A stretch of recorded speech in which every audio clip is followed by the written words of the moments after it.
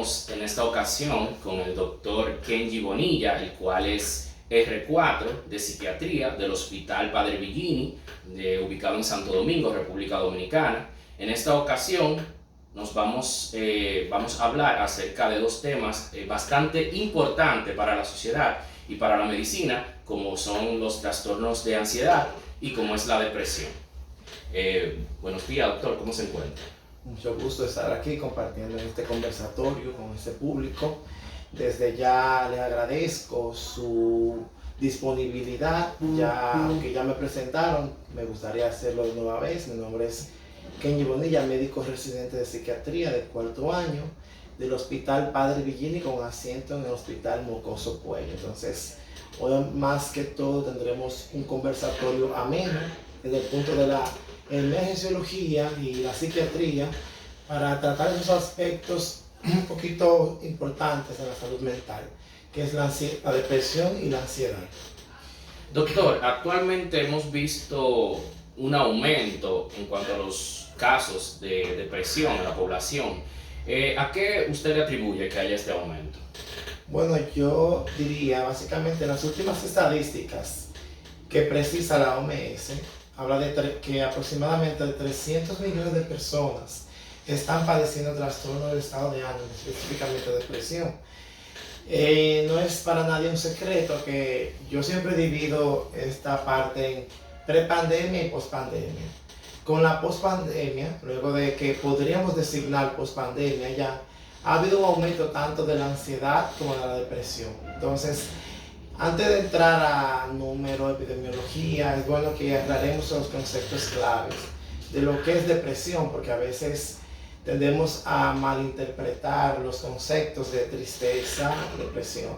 Entonces, filiarlos es muy importante para así peritar cuando estamos tristes y cuando estamos depresivos. Entonces, la tristeza básicamente, aunque es parte de los criterios diagnósticos de la depresión, la tristeza puede ser algo variable de una persona a otra y algo que puede ser, diríamos, volátil.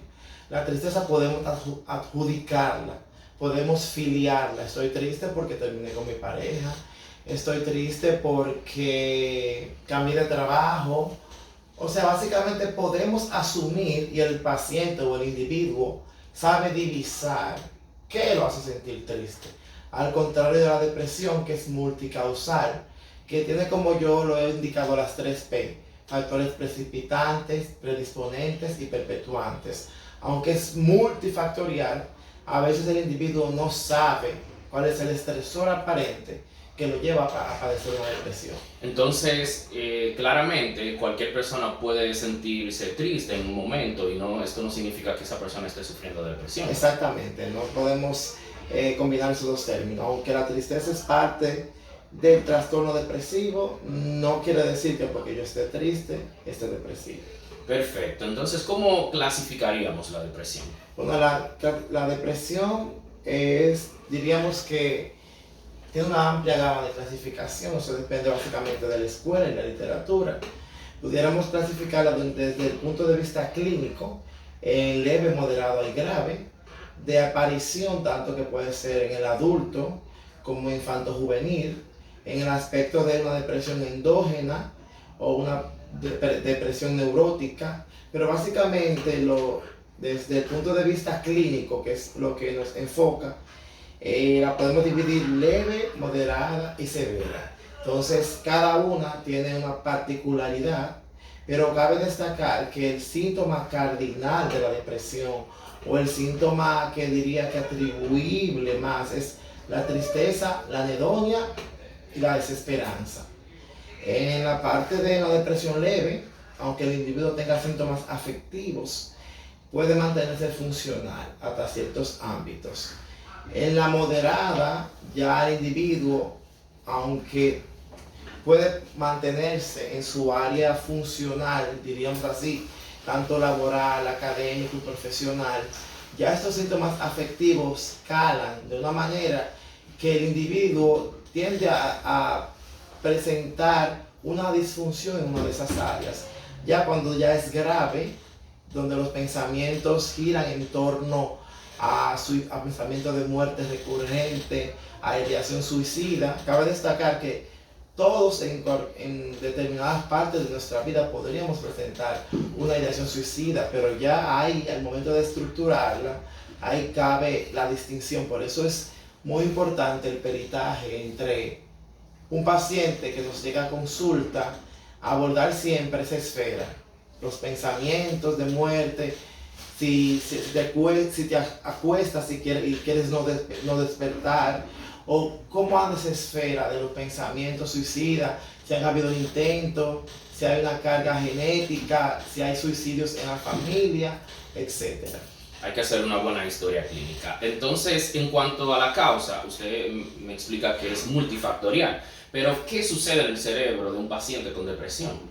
Bueno, aquí tengo un cerebro, no sé si se vería básicamente muy bien, pero cabe destacar que la depresión es una enfermedad inflamatoria y no solamente pensamos y atribuimos que solamente afecta el cerebro, afecta a todas las estructuras, que sabemos que el cerebro es el órgano funcional, que a nivel periférico tiene múltiples funciones, pero básicamente la inflamación que produce la depresión afecta áreas cognitivas o áreas en el cerebro que tienen mucha importancia. Sabemos, por ejemplo, que afecta a la corteza prefrontal. Sabemos que en la corteza prefrontal tenemos básicamente las funciones mentales superiores. Y llámese funciones mentales superiores aquellas funciones que nos distinguen de los animales, como el pensamiento, el juicio, el cálculo, la memoria, entre otras. Por eso vemos que estos individuos, cuando presentan un trastorno depresivo, tienden a tener un pensamiento lentecido, un habla un poquito retraída. Afecta básicamente todo lo que tiene que ver con el pensamiento. También tenemos otras áreas como el hipocampo, el hipotálamo, entonces, que básicamente tiene que ver con la memoria. Por eso que estos individuos, cuando se son sometidos, por ejemplo, a exámenes y estas cosas, se ven muy afectadas. También otras áreas que se ven implicadas a nivel del cerebro, tenemos por ejemplo el hipocampo y las amígdalas. También el tálamo en los pacientes que en este caso se ve muy activado. Por eso que estos pacientes van a tener un problema con la conciliación del sueño. Que también puede haber síntomas atípicos en lo que puede haber hipersomnia, ya para un lenguaje mayano, que es que el individuo duerme más de lo común, o puede haber hiposomnia o insomnio, que el individuo va a dormir menos de lo necesario. Bien, entonces vemos que dependiendo de la zona del cerebro que está afectada, vamos a tener síntomas diferentes, pero ¿cuáles son los síntomas que un familiar debe tener en cuenta para poder identificar un paciente que se encuentra con depresión? Bueno, yo básicamente a los familiares baso mucho en la funcionabilidad previa. Entre los criterios de un trastorno depresivo mayor tenemos que criterio tiempo, hablamos de 2 semanas. También entenderíamos que 2 semanas es muy poco, pero para el individuo que está atravesando un trastorno del estado de ánimo, déjame decirte que 2 semanas vienen a ser eternas. Entonces, básicamente, si vemos un individuo que en el área funcional trabajaba, salía, le gustaba cualquier actividad recreativa, llámese salir a tomar con amigos, jugar algún deporte, diríamos en el aspecto normativo, que la palabra normal no me gusta usarla mucho, porque lo que es normal para mí no es para ti, pero un individuo con una funcionalidad previa, tanto laboral, académica, profesional y familiar, vemos que empieza a estar en un estado deprimido, triste, la mayor parte del día, casi todos los días, anedonia, llámese anedonia como aquellas actividades que realizaba previa ya no le causan ese placer, un pensamiento enlentecido, dificultad para dormir. Entonces son los síntomas típicos, pero entre los síntomas atípicos, la irritabilidad, la agresividad, la disminución del apetito, pérdida de peso sin estar bajo un régimen dietario y pensamientos de muerte. Aunque el paciente no llegue a externalizarlo, puede tener conductas que pudiesen asociarse a que el paciente además de los pensamientos de muerte, tiene una ideación suicida. Pero básicamente los síntomas cardinales, tristeza, desesperanza y anedonia, son lo que nos podría vislumbrar. En un lenguaje llano, una persona que usted la percibe alegre mayor parte del día, tiene un cambio brusco, podríamos entender básicamente que hay un trastorno del estado de ánimo. Ya afiliarlo es parte del profesional. Bien, actualmente en cuanto al manejo de la depresión, conocemos tres grandes familias que se utilizan mucho para controlar los trastornos depresivos, como son los inhibidores selectivos de la recaptación de serotonina o serotonina noradrenalina y los antidepresivos tricíclicos. ¿Ayudan en verdad estos medicamentos a controlar la depresión o qué esperamos en el futuro en cuanto a los medicamentos para poder controlar los trastornos depresivos? Bueno, básicamente desde el punto de vista de la psiquiatría es básicamente formativo para que atención primaria o los médicos que estén en una emergencia puedan captar un individuo, pero con respecto al aspecto medicamentoso, los IRS, los inhibidores de la captación de serotonina, son la primera línea de tratamiento en los pacientes con un trastorno depresivo. Básicamente ahí tenemos la sertralina, la paroxetina, el citalopram, etc. Son de primera línea. Se inicia con baja dosis y luego gradualmente valorando la respuesta al tratamiento. Pero hay algo que debemos mencionar, el black box de los antidepresivos, es que en un paciente que vemos que tiene poca energía, que no se levanta de una cama, siempre es importante valorar la ideación suicida porque los antidepresivos tienen una acción activadora y su acción, digamos, con respecto al polo afectivo es de 4 a 6 semanas. Entonces, un individuo que le devolvamos la energía y que previo a eso tenga una ideación, puede tener la capacidad ya luego para realizar. Es decir, que hay un riesgo luego del inicio del antidepresivo. No es que el antidepresivo va a promover un suicidio, sino que un paciente que ya tiene una ideación estructurada, luego que le devolvemos la energía o el ánimo, el paciente puede llegarlo a sustentar. Es decir, que por eso la vigilancia estrecha es muy importante. De 4 a 6 semanas, utilizando un IRS, dependiendo de las características, el sexo, la edad, la sintomatología, vamos a escoger el fármaco. Pero además de eso, los pilares, tanto farmacológico como psicoterapéutico, son los que en conjunto van a favorecer a que un individuo salga de una depresión. Para un primer episodio, sin historia previa, mínimo 1 año. La literatura comenta de 6 meses a 1 año, pero en la práctica, mínimo 1 año de tratamiento para hacer una remisión total de los síntomas. ¿Y existe alguna relación de la depresión con otra patología psiquiátrica como es los trastornos disociativos o como son una depresión? ¿Puede tener síntomas psicóticos? ¿O cuál es la relación también que existe entre esta y por ejemplo, los trastornos de ansiedad? Bueno, básicamente, obvio, la depresión puede estar comórbida, como tú dices. Pero básicamente, como enumeramos, la prima de la depresión es la ansiedad. Es básicamente, aunque no siempre no podemos ser tan tajantes en decir que todo paciente que sufre de depresión tiene ansiedad, pero uno de los trastornos comórbidos más asociados a la depresión es la ansiedad. Por eso, ya cuando están comórbidos y se diagnostica, por ejemplo, un trastorno depresivo con síntomas ansiosos, ya el tratamiento ahí es más utilizar un fármaco, básicamente, que aunque trate la depresión, yo diría que vamos enfocados básicamente a la ansiedad, que puede ser un poquito más desadaptativa. O sea, un paciente, aunque la ansiedad es una respuesta normal, es una respuesta, diría, de supervivencia. Ya cuando el individuo no sabe controlarla, manejarla, ahí se vuelve desadaptativa, porque de ansiedad manejamos todos. Entonces ya eso es una forma de ir manejándola.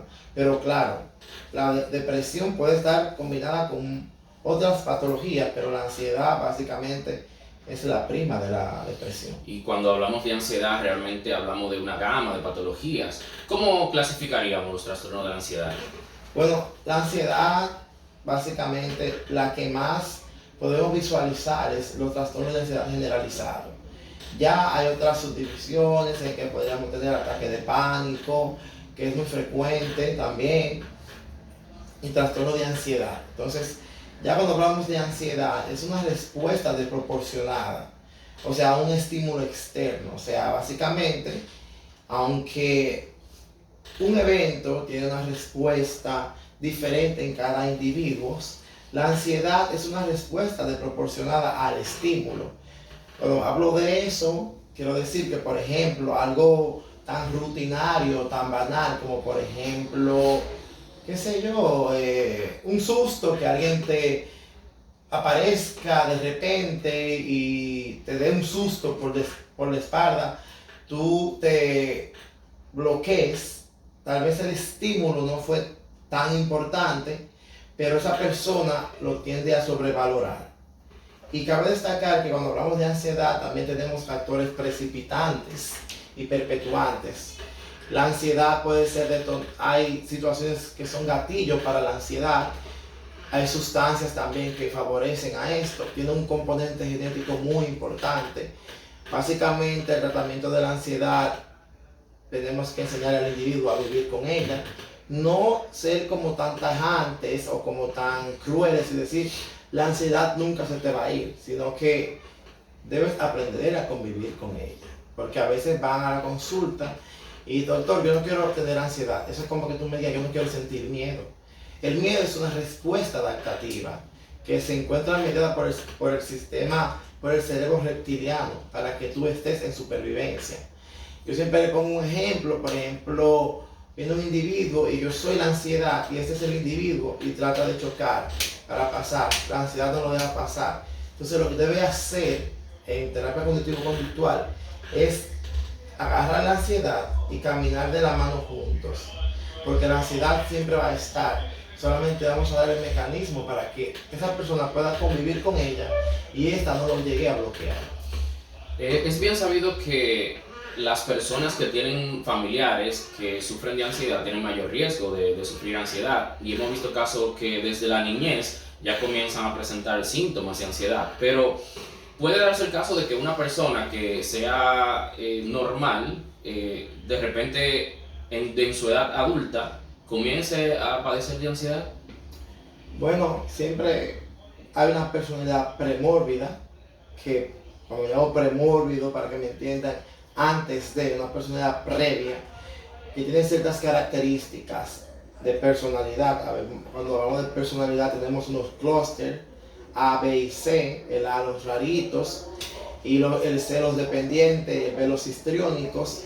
Hay personas que tienen un premórbido y cuando aparece o ocurre un evento vital, o sea, un detonante importante, una muerte de un ser querido, un atraco o cualquier situación que detone una persona, vendría siendo como la gota que derrama el vaso.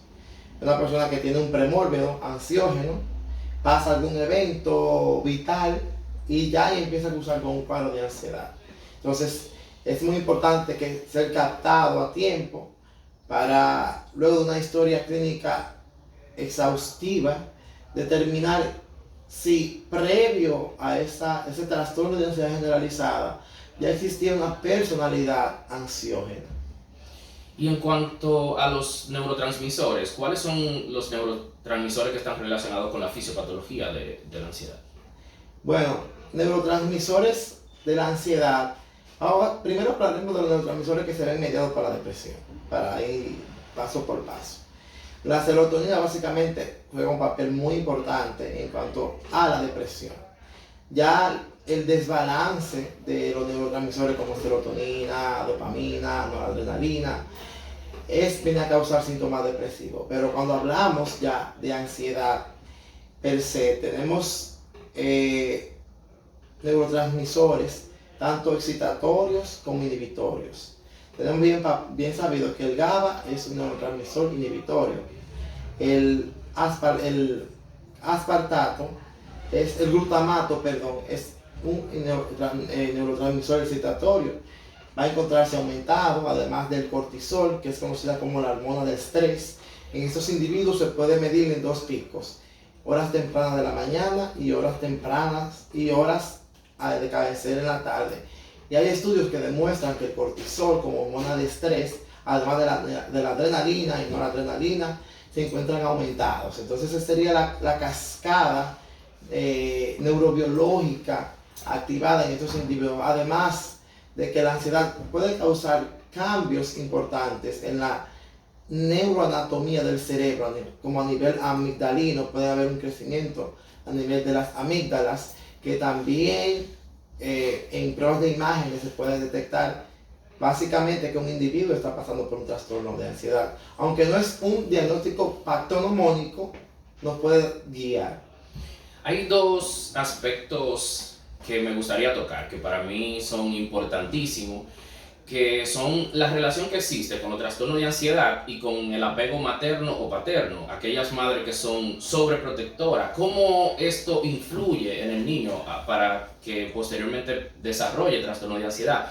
Y el otro aspecto son los dispositivos electrónicos. ¿Están ellos relacionados con el trastorno de ansiedad?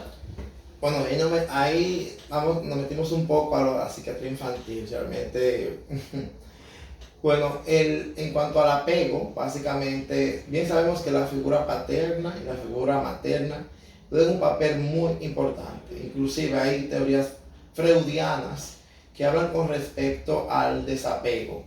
En cuanto a la ausencia de una de las dos figuras, ya sea materna o paterna, en cuanto al vínculo que existe básicamente con la madre, cuando la madre es ausente o el padre es ausente y el niño se identifica, básicamente como sabemos, las niñas se identifican con el patrón paterno y los niños con el patrón materno.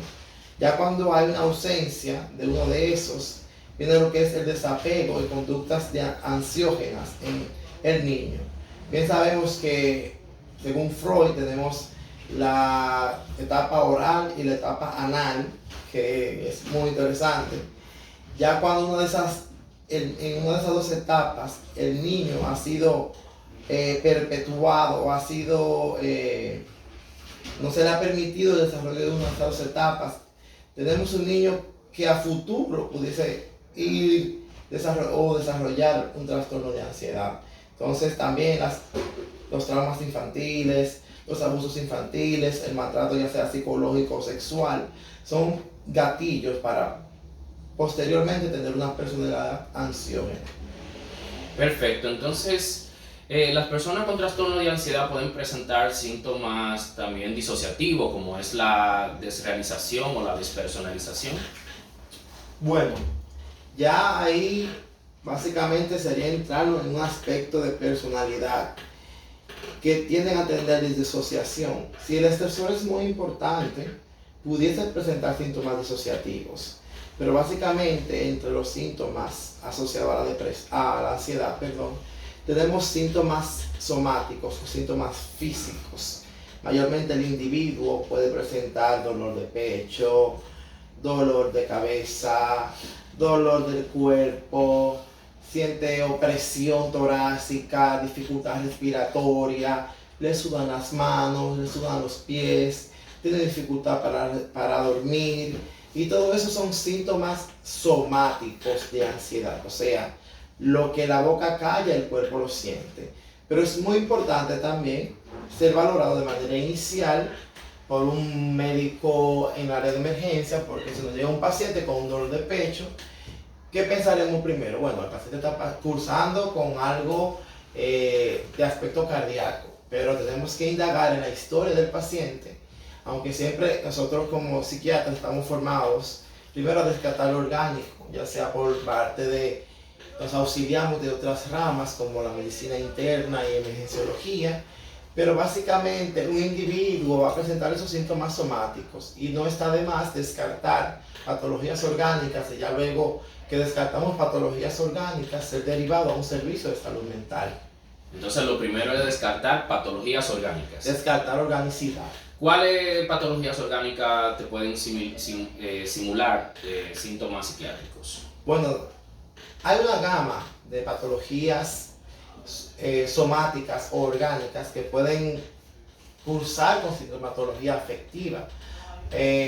Hasta por ejemplo un paciente nefrópata que tenga aumento de los marcadores renales, uricreatinina, los azoados, perdón, que se encuentren aumentados. Un paciente hepatópata que tenga transaminasas elevadas y amoníaco elevado puede presentarte síntomas psicóticos o afectivos. También un paciente que se encuentre en una unidad de cuidado intensivo puede presentarte un delirium.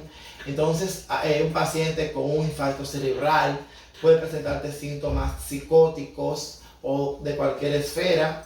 Algo muy importante que un paciente diabético, por ejemplo, que tenga una hipoglicemia o una hiperglicemia, puede presentar una alteración de la conducta. Hipertiroidismo. La tiroides que juega un papel muy importante. Pero algo que siempre quiero acotar, los pacientes diabéticos, tanto la hipoglicemia como la hiperglicemia, presentan alteración de la conducta. Entonces a veces somos interconsultados porque el paciente tiene una alteración de la conducta y cuando indagamos no tiene historia psiquiátrica previa. Y simplemente porque tiene una alteración de la conducta, no todo individuo que tiene una alteración de la conducta es un paciente psiquiátrico. Pasa mucho con los diabéticos. Cuando le hacemos una prueba de diabetes, el paciente está o cerca de cetoacidosis o una hipoglicemia o una hiperglicemia que puede causar una alteración de la conducta. Y ya con eso, ya tenemos que filiar, no, tratemos lo orgánico. Y si pues luego de tratar lo orgánico aparecen síntomas floridos, ahí sí pasamos a entender que es parte de un paciente de salud mental. Y hay algunos casos que incluso no solamente patologías orgánicas, sino también situaciones de la vida que pueden influir en cambios de conducta. Por ejemplo, una persona que tenga una deuda y no pueda pagarla, una persona que se va a encontrar básicamente alterado en ese momento y puede tener un fallo en su conducta en ese momento y no necesariamente va a estar relacionado directamente con una patología. No, porque realmente ya en las adicciones o un componente con adicción comportamental, un paciente que presente ludopatía, ya eso es otra entidad, ya eso no tiene un criterio per se, no sé que el paciente tenga unos pensamientos suicidas, porque es normal tú deber dinero y decir cómo lo voy a pagar, o sea, diríamos que pensar en muerte, no sé, sería una opción, pero eso no es netamente la ludopatía, que es básicamente una adicción comportamental. Eso es más psicoeducación, porque realmente un paciente es una adicción como tal, y cabe destacar que la adicción es una enfermedad crónica recurrente, pero eso no tiene un aspecto de emergencia psiquiátrica básicamente. Y hay un tema importante aquí, y es que si yo como familiar identifico un paciente con depresión o con trastorno de ansiedad, un primo, puede ser un hijo, o incluso padres, tíos, identificamos el paciente. Ahora, el familiar se plantea, ¿qué voy a hacer?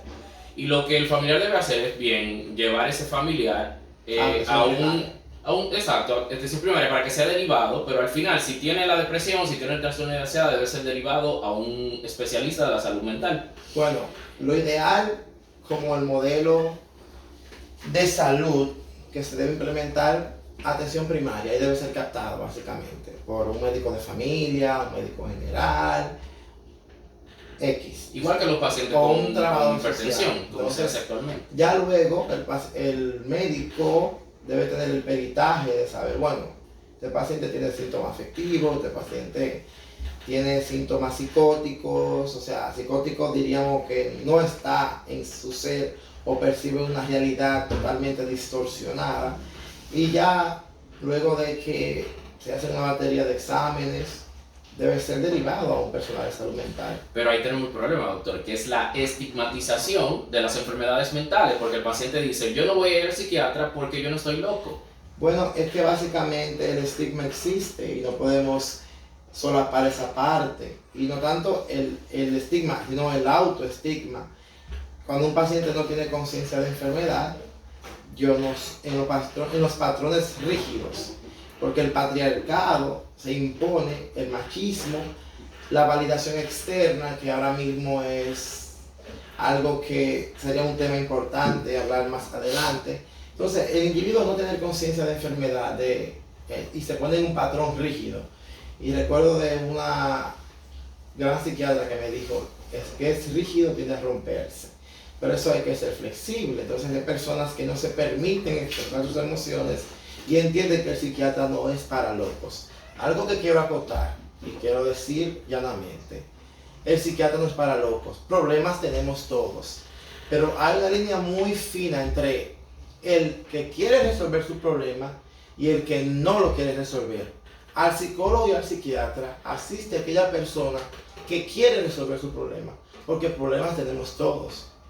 Y aquí el caso es la prevención, porque al igual que cualquier órgano del cuerpo se puede enfermar, también la parte del cerebro afectiva, conductual, se puede también enfermar. Entonces, si reconocemos ciertos síntomas, lo más importante es acudir a tiempo para prevenir que esto se siga desarrollando y que se vaya de control y que la persona se vuelva disfuncional. Claro, la salud básicamente, el pilar de la salud es la prevención. Y aunque hay factores genéticos que inciden de manera totalmente directa en los trastornos del estado de ánimo, la salud mental debe cuidarse. Yo creo que el dinero mejor invertido es en salud mental. Yo soy casi psiquiatra y yo tengo mi terapeuta. Ese es el mejor dinero invertido. O sea, hacer actividades que permitan liberarte del entorno donde, por ejemplo, fuimos avasallados por una pandemia, donde muchas situaciones fueron detonantes para el trastorno del estado de ánimo. La prevención, realizar deporte, dormir las horas adecuadas, sacar un espacio para hacer actividades recreativas, evitar el consumo de alcohol, dormir las horas necesarias, tener entre los factores protectores religiosos, aunque no voy a tocar ese tema, simplemente creer en una divinidad es un factor protector, aunarte a tu grupo primario de apoyo, ya sea pareja, amigos, hermanos, y básicamente evitar situaciones y momentos y cultivar una inteligencia emocional y entender y permitirme las emociones para así entender que no hay emociones ni buenas ni malas. O sea, hay un error de que las emociones son buenas y que la tristeza es mala. Todas juegan un papel importante y determinante en la formación de la personalidad del individuo. Entonces, no hay una emoción buena ni mala. La salud mental también puede prevenir, o sea, cultivar una salud mental día tras día que te favorezca, aunque puedan aparecer posteriormente, porque la vida es caos y crecimiento, lamentablemente, y no podemos hacer un caso omiso frente a esa realidad. No es así. Y en la emergencia, nosotros, los emergenciólogos, los casos de ansiedad que más vemos son las crisis de pánico. Y en nuestro caso, nosotros mayormente pues, manejamos lo que es los ansiolíticos. Y también, en caso de que el paciente presente síntomas psicóticos, pues manejamos con antipsicóticos. ¿Cuáles serían los fármacos adecuados y cuál es el uso adecuado, tanto fármacos ansiolíticos como fármacos antipsicóticos en el caso de crisis de pánico? Bueno, lo puedo dividir en un contexto ideal, pero vamos a aplatanarlo. En nuestro contexto y en nuestra realidad, vemos un paciente, valoramos que tiene una agitación, deberíamos descartar que no sea inducido por sustancia. Se le podría hacer un dopaje en orina, pero en una emergencia, 3 de la mañana, 2 de la mañana, un paciente que está agitado, hacer un dopaje como que sería un poquito que está arriba, pero sí podríamos auxiliarnos de las benzodiazepinas y de sus propiedades. Sabemos que las benzodiazepinas son básicamente anticonvulsivos, pero tienen propiedades ansiolíticas, miorrelajantes, estabilizadoras de estado de ánimo, pero en la emergencia básicamente contamos, por ejemplo, con diazepam y lorazepam. Lorazepam es ideal para las agitaciones psicomotoras en los pacientes que tienen ataques de pánico, ataques de ansiedad. Ya un paciente que presenta una psicosis asociada aunque se beneficie de un esquema de neuroleptización, y llámese de neuroleptización porque neurolexis viene del entecimiento. Por eso cuando vemos un paciente que es influenciado bajo un esquema de neuroleptización que se ve un poquito lento, retraído, es porque se usa un esquema de neuroleptización. En esos casos, el haloperidol, que aunque se usó en el siglo XX básicamente para la esquizofrenia, en caso de agitación psicomotora, puede utilizarse una ampolla de 10 miligramos, máxima dosis 100 miligramos, siempre combinado con anticolinérgico con la difenhidramina para evitar los efectos extrapiramidales propios de los antipsicóticos. Perfecto. Entonces, existe pues una relación clara entre lo que es la depresión y el trastorno de ansiedad, pero todas las personas que sufren de trastorno de ansiedad al final van a sufrir de depresión. Bueno, eso me trae a la memoria un estudio que se hizo en el Hospital Mocoso Puello en relación estrés, ansiedad y depresión en pacientes hospitalizados por COVID-19 por la doctora Romero Alba, que publicó este estudio en su tesis, donde ella evaluó una serie total de 108 pacientes que estuvieron ingresados por COVID-19. Entonces, entre las conclusiones de dicho estudio, destacó que la ansiedad y la depresión tuvieron un aumento muy significativo en pacientes sin patología mental previa, simplemente por el virus SARS-CoV-19. Entonces, ese estudio, que es muy interesante, que fue publicado por la doctora Romero Alba, que actualmente es una MA de psiquiatría, ella en 108 pacientes determinó que la ansiedad y la depresión había aumentado y que también el sexo femenino fue uno de los sexos más afectados después del COVID. Perfecto. Entonces, ¿cuál sería el consejo, cuáles serían los consejos y las recomendaciones que usted le daría a las personas en cuanto a la depresión y el trastorno de ansiedad? Bueno, en un individuo, primeramente reconocer que estoy pasando por una situación que me está afectando, que mis esferas laboral, sexual, profesional, tengo una situación que mi rendimiento no es a cabalidad.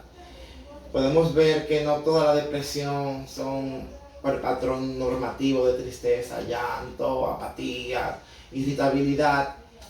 Y entre eso quiero acotar que a veces muchas personas confunden que el deprimido siempre debe estar llorando o triste en la cama. Y eso es lo que es un poquito difícil a veces, aunque el suicidio es prevenible.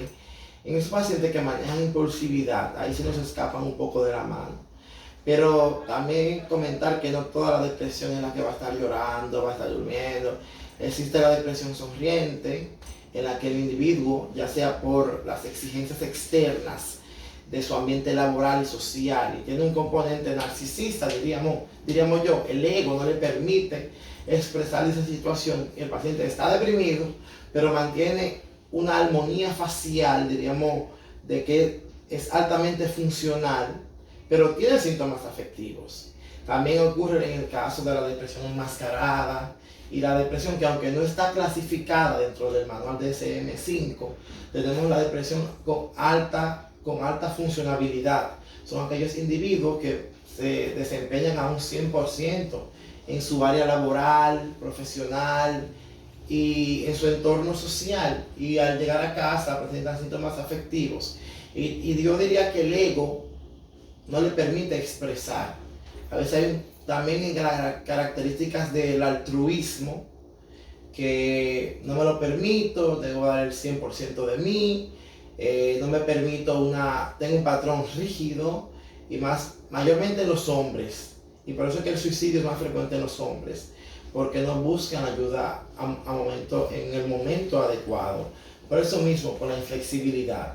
Entonces, básicamente las recomendaciones que yo diría a un paciente es que sé flexible con tus emociones, permítetela. Tu cuerpo te habla, o sea, sé consciente de ello. El hecho de que tú presentes una vulnerabilidad Yo diría que la vulnerabilidad es algo muy lindo porque te permite tener conciencia de ti mismo y entender que eres un ser humano y que no siempre vas a poder con todo. Eso es así. Puedes con todo, pero no con todo al mismo momento. Entonces, entender que somos seres humanos y que, por ejemplo, trabajar en el área de salud mental o en el área de la medicina no nos exime de pasar por situaciones. Y en el presente consciente, entender que soy un individuo y como yo le digo a mis pacientes, todo el que no nació en el cielo tiene algo que trabajarse. Entonces, si nacimos aquí, somos terrenales, algo tenemos que trabajarnos. Eso así. Bueno, le damos las gracias al doctor Kenji Bonilla por darnos la oportunidad de compartir estos importantísimos temas que yo sé que le van a ser de ayuda a muchas personas para poder identificar si están ocurriendo estos síntomas en algún familiar o en nosotros mismos y poder buscar a tiempo la ayuda que necesitamos. Le exhortamos a las personas que aún no están suscritos a nuestro canal que se suscriban y lo dejo con la despedida del doctor.